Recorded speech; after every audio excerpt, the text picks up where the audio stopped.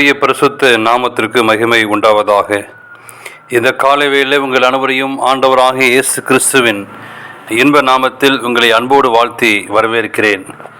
விண்துளிகள் வாயிலாக இந்த நாளில் சந்திப்பதிலே மிகுந்த மகிழ்ச்சி அடைகிறேன். பிரசங்கி 12:13 வாசிக்கிறோம், தேவனுக்கு பயந்து அவர் கற்பனைகளை கைக்கொள், எல்லா மனுஷன் மேலும் விழுந்த கடமை இதுவே என்று சொல்லி நான் வாசிக்கிறோம். ஒவ்வொருடைய இந்த நாளின் செய்தியின் தலைப்பாந்து கண்ணாடியை பார். ஒரு மனிதன் நல்லொழுக்கத்தோடு வாழ வேண்டும் என்பது மிக முக்கியமான ஒரு காரியம். ஒவ்வொரு நாளும் நாம் வெளியே செல்லும்போது கண்ணாடிக்கு முன்பாக நின்று நம்முடைய உடையையும் நம்முடைய முகத்தையும் சீர் செய்து கொள்கிறோம். அப்படியாக நம்முடைய வாழ்க்கையிலே ஆண்டவர் நமக்கு தரவிரும் என்ற ஒரு முக்கியமான ஒரு காரியம் என்னவென்று நாம் பார்க்கும்போது, நீங்கள் நாளும் நல்லொழுக்கத்தோடு வாழ வேண்டும் என்பதற்காக தேவன் தன்னுடைய கை விரல் மூலமாக எழுதி கொடுத்தது அவருடைய 10 பிரமாணம். 10 பிரமாணம் தேவனுடைய குணத்தை பிரதிபலிக்கிறது. தேவனுடைய குணம் எவ்வாறு தூய்மையாக இருக்கிறதோ அதுபோல 10 பிரமாணம் தூய்மையானது. பவுல் இதை குறித்து எழுதும்போது, ஆகையால் நியாயப்பிரமாணம் பரிசுத்தம் உள்ளதுதான், கற்பனையும் பரிசுத்தமாகவும் நீதியாயும் நன்மையாகவும் இருக்கிறது என்று சொல்லி ரோமர் 7:12 நாம் வாசிக்கிறோம். இன்று பிரமாணம் இல்லை என்றால் பாவம் என்பது எதுவும் இல்லை. பாவத்தை சுட்டி காட்டுவதே பிரமாணம். அந்த பிரமாணம் என்பது ஒரு கண்ணாடி போல் நம்முடைய அவலட்சணங்களை சுட்டி காட்டுகிறது.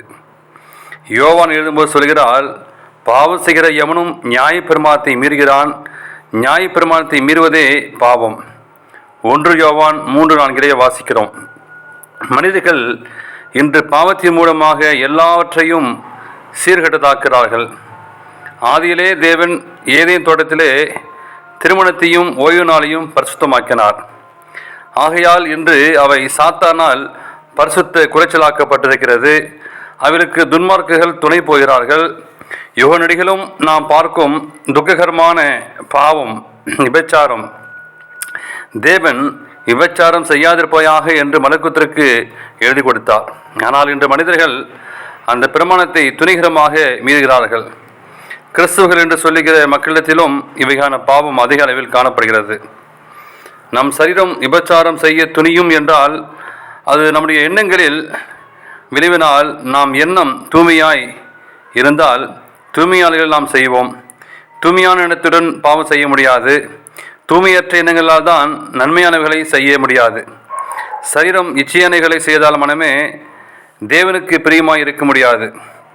தேவன் உங்களை விசேஷமாக பிரித்தெடுத்து அவருக்கு சொந்தமாக ஜனமாக வைத்திருக்கிறார். உங்கள் சரீரங்களை அவருக்கு ஜீவ பலியாக ஒப்பு கொடுக்க விரும்புகிறார்.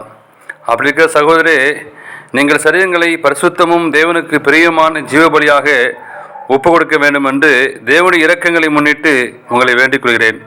இதுவே நீங்கள் செய்யத்தக்க புத்தி உள்ள ஆராதனை என்று சொல் பவுல் 12 வாசிக்கிறோம். நம்மில் இந்த கடமையை நாம் எண்ணி பார்த்து சீர்பார்த்து பரிசுத்தமாய் நாம் வாழ கற்றுக்கொள்வோம்.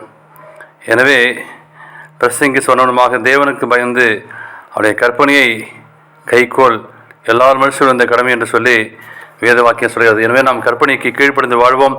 தேவன் தாமே உங்களை ஆசீர்வதிப்பாராக. ஆமென்.